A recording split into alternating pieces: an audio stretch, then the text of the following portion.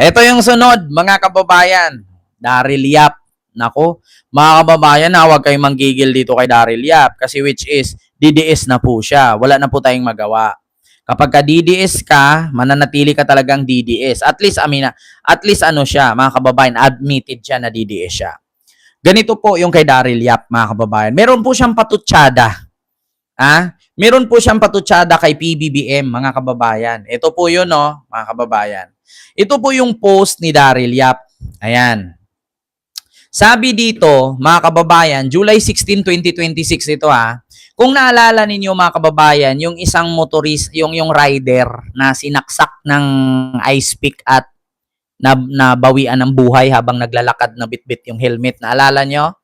Mga kababayan, sinong nakapanood sa balita na isang rider na dumaan dun sa may coaching puti na sinaksak nung pasahero niya, hold upper pala. So ngayon mga kababayan, naglabas po ng patutsada itong si Daryl Yap, no, na may patama sa Malacanang at kay PBBM. Alam ko mga kababayan, na panood ninyo yan yung isang angkas rider na namamasahero at lumalaban ng patas na sinaksak sa leeg tapos hinold up ng pasahero niya. At ito po yung pasahero niya ngayon mga kababayan, nabugbog pero naaresto. Ngayon mga kababayan, alam naman po natin itong mga DDS, ang bilis nito na i-connect na naman si Digong. I-connect na naman nila dito si Digong. Bakit? Ganito po ang patutsada ni Daryl Yap. Alam mo, Daryl Yap, pasensya sa mga sasabihin ko sa iyo. Hindi kita kilalang personal pero meron naman tayong kalayaang mag-react. Ikaw nga, may kalayaan kang bumanat kay BBM. Kami ba? Na supporter ni BBM, walang kalayaan bumanat sa iyo. Quits lang. Ito po, mga kababayan. Sabi ni Daryl Yap, ito na ba ang bansa natin? Dahil po to sa nangyari na isang rider na sinaksak sa leeg at ninakawan, hinold up ng kanyang pasahero. So, ang tanong ni Daryl Yap, ito na ba ang bansa natin? So, nagpahayag ng saloobin si Direk Daryl Yap kasunod ng pagpatay sa isang motor taxi rider sa Caloocan.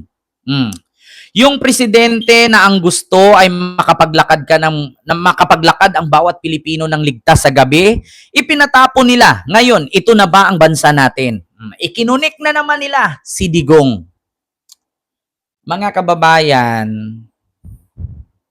ang pahayag ay tila tumutukoy sa dating Pangulong Rodrigo Duterte na mas madalas mabanggit ng layuning mapabuti ang peace and order noong kanyang administrasyon. Nauna rito inuulat na nasawi ang isang motor taxi rider na si Fabio Norberte Jr. matapos umanong saksakin ng kanyang pasahero gamit ang ice pick sa Caloocan. Nadakip naman ang suspek makalipas ang ilang oras matapos umano itong masangkot sa isa pang insidente ng pagnanakaw sa Malabon. Patuloy pang inimbestigahan ng mga otoridad ang kaso. So ngayon mga kababayan, ganito po ang patutsada ni Daryl. Yung presidente na ang gusto ay makapaglakad ang bawat Pilipino ng ligtas sa gabi ay pinatapon nila. Ngayon mga kababayan, tanong ko lang, anong koneksyon kay Digong sa sinaksak na rider at sa sumaksak sa rider? Una, wala pong koneksyon si Digong nun. Bakit?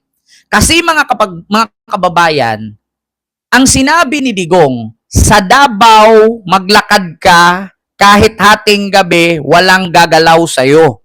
Sa Davao. Laging lumalabas sa bunganga ni Digong sa Davao.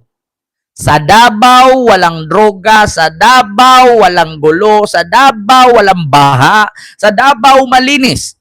Davao. So, Direk Daryl Yap, tanungin kita, saan po ba nangyari ang krimen? Caloocan. So, napakalayo po ng iyong simpatya para i-connect si Digong sa Caloocan po ito nangyari, hindi po sa Davao. Lagi nating naririnig, mga kababayan sa bunganga ni Digong, punta ka ng Davao. Sa Davao, kahit maglakad ka ng 10 oras ng gabi, safe, walang gagalaw sa'yo. Davao. So, paano mo sinabi na ang presidente gusto makapaglakad ka ng bawat Pilipino ligtas sa gabi? Davao lang ang sinabi ni Digong. Wala naman siyang sinabing punta ka sa Pilipinas. Sa Pilipinas, kahit nga maghubo-hubad ka sa gitna ng gabi, walang gagalaw sa'yo. Davao ang binigkas, Daryl Yap, wag tanga. At saka, Direk Daryl, ito lang sorry to si tanga ha. Parang gano'n na nga. 'Di ba? Wag nyo nang ikunik si Digong. Bakit? Para sa aming mga loyalista at kakamping, si Digong patay na. Patay na ang tingin namin sa taong yan. Bakit? Tingnan mo, simula nung umalis siya, nabawas-bawasan ang gulo. Kasi kung nandito pa yung putang inang yan, hindi matigil yung gulo. Hindi matigil ang gulo sa Pilipinas kung nandito pa yung matandang yan. Para sa aming mga kakamping at loyalista, patay na si Duterte sa isip namin. Yan ang totoo. At saka ulitin ko, Daryl Yap, Sa Davao, pag naglakad ka ng 10 oras ng gabi, walang gagalaw sa'yo. wala namang sinabi si Digong, Sa Caloocan, maglakad ka ng 10 oras ng gabi, walang hold up sa'yo. wala siyang sinabing Caloocan, Davao lang Davao. Kaya wag mong ikunik. Puro kay kunik ni Digong, puro kay kunik ni Digong. Pero pagdating sa flood control nung panahon ni Digong, itatanggi ninyo. Pagdating sa patayan, ikukunik ninyo. Putang ina nyo, ginawa nyo talagang literal na kriminal si Digong Sorry to say, nagmura tayo na naman Di ba? Makita nyo mga kababayan, yung presidente na ang gusto ay maglakad ang bawat Pilipino ng ligtas sa gabi, pinatapon nila. Ngayon, ito na ba ang bansa natin? Sabi ni Daryl Yap. Alam mo, Direk Daryl Yap, no? Davao ang sinabi ni Digong, hindi Pilipinas. Davao. Sa Davao, pag naglakad ka, safe ka, wala hold up, walang nakaw, walang rape, walang droga, walang krimen sa Davao, may 911, pwede ka tumawag. Davao ang sinabi. Saan naganap ang krimen? Caloocan. Ang layo ng Caloocan sa Davao. 1 oras mahigit ang biyahe pag eroplano, pag barko, 3 gabi. Kaya Direk Daryl Yap, wag tanga. Kaya ka nga nakasuhan ng Bigsudo kasi tanga ka Yan ang totoo. Pangalawa, ikinunik nyo si Digong dahil yung presidente daw na ang gusto ay maglakad ang bawat Pilipino ng ligtas sa gabi. So ipinatapon sa dahig at ngayon ito na daw ang bansa natin. Ito mga DDS real talk lang, real talk. Sa totoo lang tayo. Anong kunik ni Digong dyan? Una, alam nyo ba kung bakit ang mga tao na kriminal na gawa yan? Bakit? Kung tanungin ninyo yung kriminal na yan, in behalf sa kriminal, ako na magsalita. Alam nyo kung bakit nagawa ng kriminal yan? Nasaksakin yung driver at nakawan ang driver. Bakit? Kasi wala na siyang makikita sa ating bansa na ultimo ang vice presidente minumura ang presidente. Biruin mo, saan ka nakakita ng vice presidente sa kasaysayan ng Pilipinas na putang ina ninyong lahat? Bakit mo ikunik si Digong? Dapat ang ikunik mo dyan si Sara. Huwag mo nang ibalik si Digong kasi kahit ultimo titi ni Digong hindi na tumatayo. Si Sara dapat ang ikinunik mo dyan. Bakit hindi si Sara ang ikinunik mo? Bakit si Digong? Ang sinabi naman ni Digong, ang Davao safe. Hindi naman niya sinabi buong Pilipinas safe.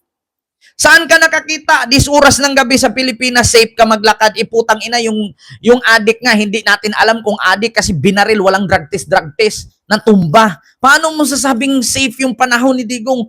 Magulat ka, lumabas ka nung panahon ni Digong nakahubad, mapagkamlang ka adik, tutukhangin ka. Paano naging safe? Davao lang ang sinabi ni Digong safe, hindi ang Pilipinas. Dapat ang ikinunik mo dyan si Sara. Ngayon, pag idikit mo si Sara dyan, ito yung resulta. Bakit? Biruin nyo, yung pangalawang Pangulo ng Pilipinas, imbis na tulungan ang presidente, ang ginawa, pinagmumura. Kaya ito yung reflect sa isang vice presidente na pangit ang ugali, balasubas ang ugali, utak kriminal, kaya nakagawa ng krimen yung mga tao. Bakit? Wala na kasi silang disiplina. Paano magkaroon ng disiplina? Ultimo ang presidente minumura. So ngayon, ang taong bayan na kapanood sa kanya, kay Sara Duterte at yung mga bumoto kay Sara, do you think yung mga DDS may respeto pa? Wala nang respeto. Tanungin ko kayo ngayon, mga DDS, may respeto kayo? Wala. Bakit? Saan kayo kukuha ng respeto? Yung presidente ng Pilipinas nagtatrabaho, minumura ninyo, tinatawag ninyong bangag, adik, quick leader. Di ba? Kasi ang pinapaniwalaan ninyo yung putang ina ninyong lahat. Martin Romualdez, Lisa Marcos, Bongbong Marcos. Di ba? Hindi naman ako naniniwalang loyalista kakamping to. DDS to. Bakit? DDS lang naman mahirap pulang pera kaya nakagawa ng krimen eh. Di ba? Sino ba yung puro reklamo? Walang ayuda. Sino ba yung puro reklamo pag binigyan ng ayuda, ang tigas ng palay, ang tigas ng bigas? Eh di ba DDS lang naman? Di ba? Hindi ako naniniwala na ito ay kakamping o loyalista. Bakit? Walang loyalista at kakamping na nagreklamong mahirap. Kadalasan naman sa nagreklamo, puro DDS eh. Oh, ito. Kung may utak to, gagawa ba siyang krimen? Oh, ibig sabihin, walang utak, DDS yan. Di ba? Kung ikaw loyalista ka, alam mong krimen yung gagawin mo, sasaksakin mo para nakawan mo lang, ilan lang kinikita. Kung ako loyalista or kakamping at magnakaw lang din naman ako, bilyon-bilyon na. Di bali nang makulong ako, at least bilyon na nakaw. Well, nanakaw ka, 1,000, 2,000 lang kita nung rider, sasaksakin mo sa liig. Hindi ka nag-isip kasi DDS. DDS lang naman yung ganyan eh. Di ba? DDS lang yung mga utak kriminal. Walang kakamping, walang loyalistang mag-iisip ng ganyan kaliit na krimen. Putang ina. Biruin mo. Magkano kinikita nung rider? Sabihin natin may 5,000 siya sa wallet. Tapos sasaksakin mo. O pagkatapos mong saksakin, makulong ka. Oh, dahil sa 5,000, nagpakulong ka? Di ba? Utak DDS ang nakakagawa niyan. Una, bakit ko nasabing DDS ang taong ito na nakapatay ng motor taxi rider? Bakit? Una, ang DDS patay gutom. Ha? Bakit ko nasabing patay gutom? Nakita niyo yung mga DDS sa dahig? Ultimo humba, pinag-aawayan? Utang inaw. Patay gutom. Pangalawa, ang DDS, pangit. Oh, saan kayo nakakita ng DDS may itsura? Kadalasan sa DDS, ritukada. Di ba? Oh, pangit. Ano itsura? Kamukha ni Baste. Ano kamukha ni Baste? Pangit. Nga. Anong una? Patay gutom. Oh, kaya nakagawa ng krimen kasi patay gutom DDS yan. Pag patay gutom DDS yan. Oh, wag na kayong tumanggi mga DDS. Diyos ko, ano ba nangyari sa dahig? Bakit nag-away sila sa humba? Mga patay gutom eh. DDS yan. Pangalawa, pangit. Sinong DDS na maganda? Kadalasan sa DDS, ritukada, paggawa ng ilong, paggawa ng suso, paggawa ng panga. DDS, pangit. Anyari? Oh, nadurog yung muka, nabugbog. Pangit. Pangatlo, ang DDS, mahirap. Saan ka nakakita ng DDS mayaman? Oh, tangina. Sige nga, ideklara mo ng bilyonaryo ka. Saan ka nakakita ng DDS mayaman? Walang pera ang DDS. Bakit? Kaya nga nakagawa ng krimen eh. Walang mga pera ang DDS. Bakit? Kita ninyo, kapag may rally, mas pinahalagahan yung umaten sa rally kasi may 500. Nagreklamo nga yung Batang Bayot eh. Yung Batang Bayot sa rally, bakit kayo magpatawag ng rally tapos 150 lang ang bayad? Yung 150 ba kulang sa pamasahe yan eh. Oh, libre daw pagkain. Kaya libre ang pagkain. Yung 150, kung uuwi ka ng Norte, uuwi ka ng Mindanao, 150 kaya bas pamasahe. Kulang sa bas yan. O, kita nyo? Sabi nung baklang DDS, yung bayot na bata, sumasali ng rally. Ulitin ko ang DDS, patay gutom. Nag-away sa humba. O, kaya nakagawa ng krimen kasi patay gutom. Pangalawa, pangit. Pangatlo, mahirap. Sige nga, magbigay kayo ng DDS na bilyonaryo dyan. Si Digong lang naman yung bilyonaryo. Kaya nga sabi ko sa inyo, yan si Pulong, si Sara, si Baste, si Hanilit, si Kitty, si Digong. Pag namatay yan, mga bilyonaryo yan. Kayo mga DDS. Kung ngayon nga ura-urada hanapan kayo ng 1 million sa bangko, walang kayo may pakita eh. Kasi mahirap nga kayo, tanga-tanga pa. Una, patay gutom. Pangalawa, pangit. Pangatlo, mahirap. Pang-apat, ano? Bobo. Pang-apat, bobo. Bakit? Diyos ko, kung alam mo sa sarili mo, iniisip mo yung kinabukasan mo, kabata-bata mo pa, marami ka pang kikitain pera, pinatay mo sa halagang 5,000. Bobo! Ganyan ang DDS. Bobo. Kaya kayong mga DDS, kapag bumanat kayo, isipin yung mabuti na hindi babalik sa inyo. Kasi lahat ng sinasabi ko, totoo yan. Pangit, patay gutom, bobo, mahirap. Diyos ko, saan kayo nakakita ng DDS mayaman? Paano kaya yaman? Katulad sa akin, bumili ako ng Mustang, ang sabi, mas binili ko daw ang Mustang kaysa sa magpagawa ng ilong. Di ba? Yan ba ang mindset ng DDS? Mas inuna ko daw ang Mustang kaysa magpagawa ng ilong. Aba, ang mindset pala ng DDS, pag yumaman, magparitoke ng ilong. Putang ina. Yung Mustang, pag ibenta mo, magkakapera ka, yung ilong mo, masangla mo ba? Di ba? Yan ang mindset ng DDS. Kaya mahirap sila hanggang ngayon eh. Kaya mahirap sila hanggang ngayon. Pang-una, patay gutom. Pangalawa, pangit. Pangatlo, mahirap. Pang-apat, bobo. Pang-lima, fake news. Fake news. Yan yung pang-lima. Una, paano nasasabi ni Daryl Yap? Yung presidente na ang gusto maglakad ka bawat Pilipino ng ligtas sa gabi. Makapaglakad ang bawat Pilipino na ligtas sa gabi. Ipinatapon nila. Ngayon, ito na ba ang bansa natin? Bakit ko nasabing fake news? Ang sinabi ni Digong, sa Davao, walang droga. Sa Davao, kahit maglakad ka 10 oras ng gabi, walang gagalaw sa'yo. Davao lang yun eh. Yan layo ng krimen na pinangyarihan. Kaluukan. Kaluukan, wala namang sinabi si Digong sa kanyang kumpanya. Ay ako, nanalo, pagka-presidente, peaceful ang Pilipinas. Parang wala naman ako narinig ganun. Ang sabi ni Digong, pag ako nanalo, 3 to 6 months, ubos ang droga. Bakit? Nung nangampanya ba si Digong, sabi ba niya, pag ako nanalo, maglakad ka ng hating gabi, peaceful. Walang ganun. Ang sabi niya, pag ako nanalo 3 to 6 months, ubos ang droga, wag mong subukan, masira ang buhay mo. Wag. Ay, my God, I hate drugs. Wala naman siyang sinabi. Pag ako nanalo, hating gabi, maglakad ka, safe. Walang ganun. Walang ganun. Kaya, una,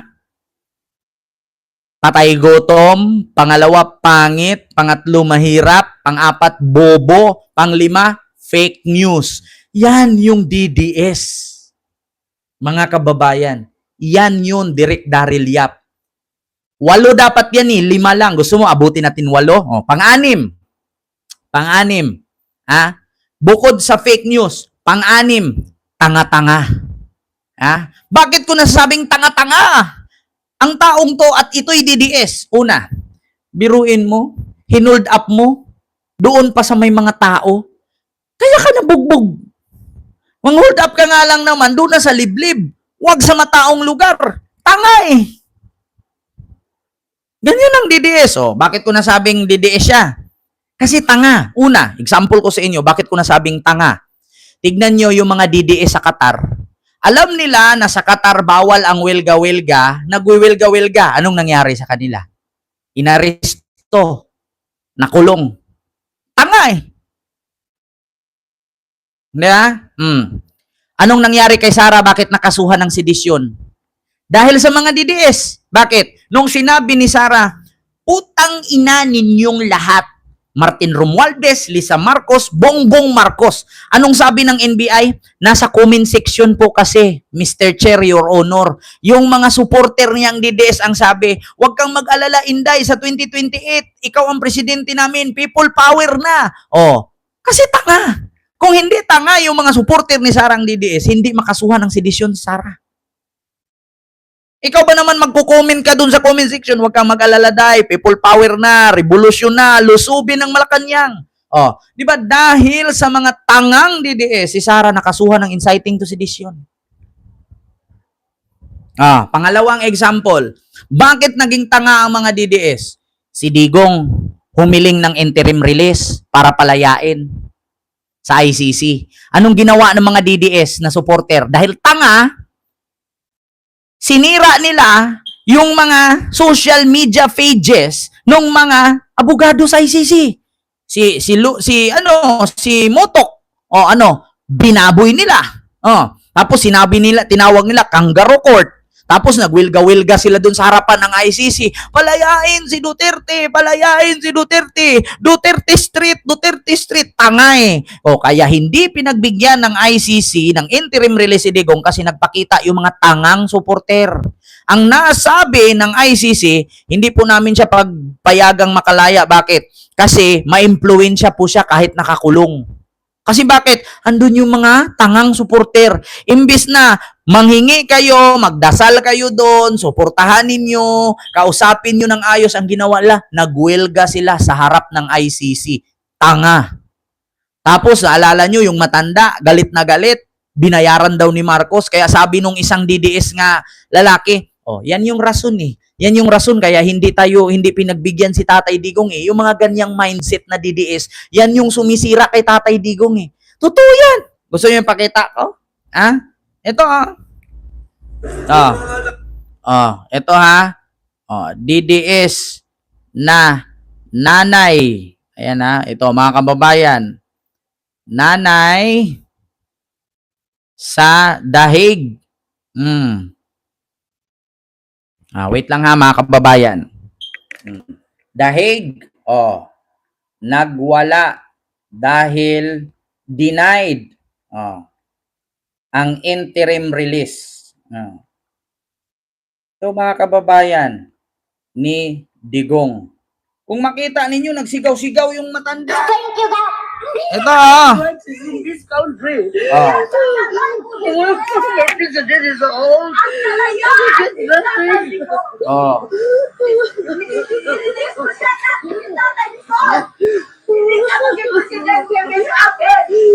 No matter what, if what is the defense, how they defend our defense, wala pa rin magagawa kasi hindi na sila nakikinig.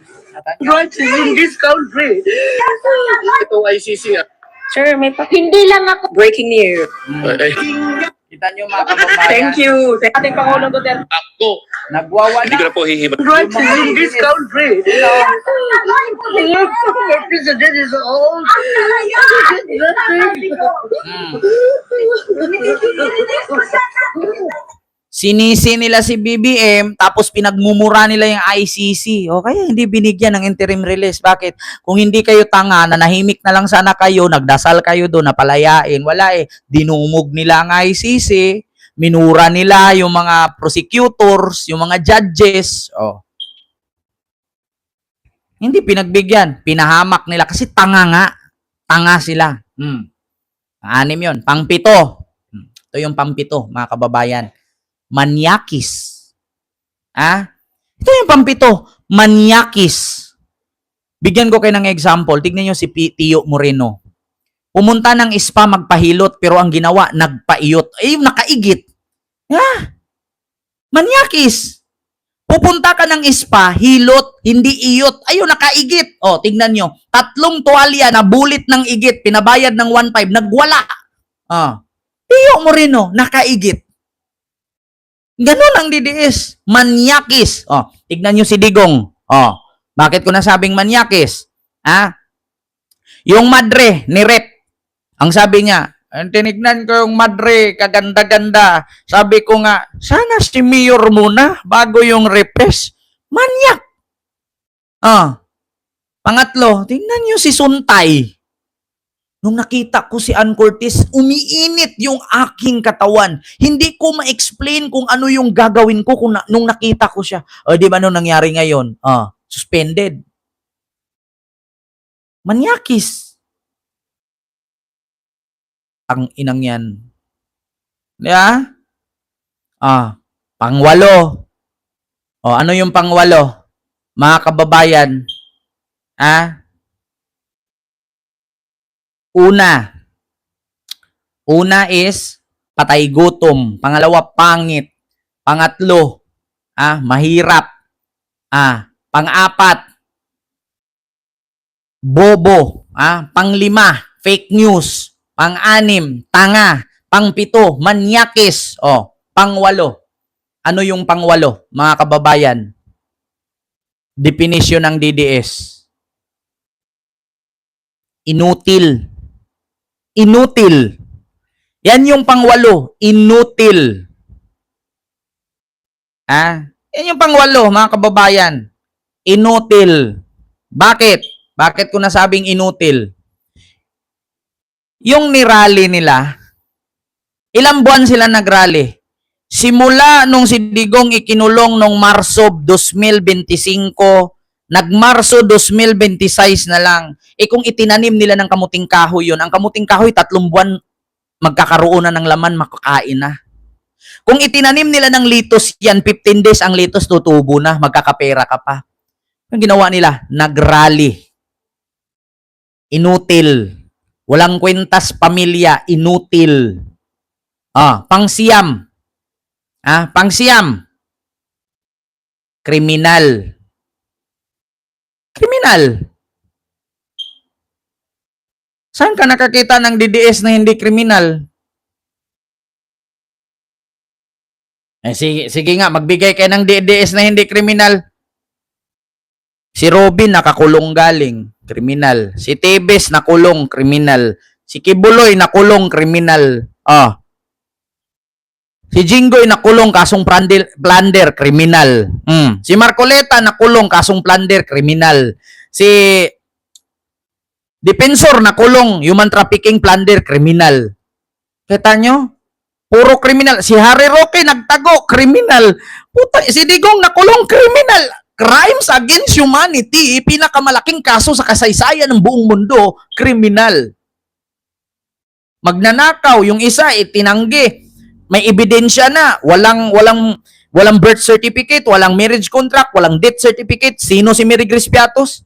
Tapos isinabi pa mismo ng military na wala silang natanggap na 15 million. Itinanggi pa rin. Inamin na ni PUA, itinanggi pa rin. Kriminal. Halos lahat sila kriminal.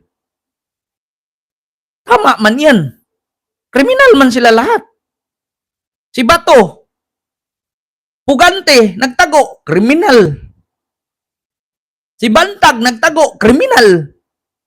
So ano pang matawag mo sa DDS? Halos sila lahat kriminal.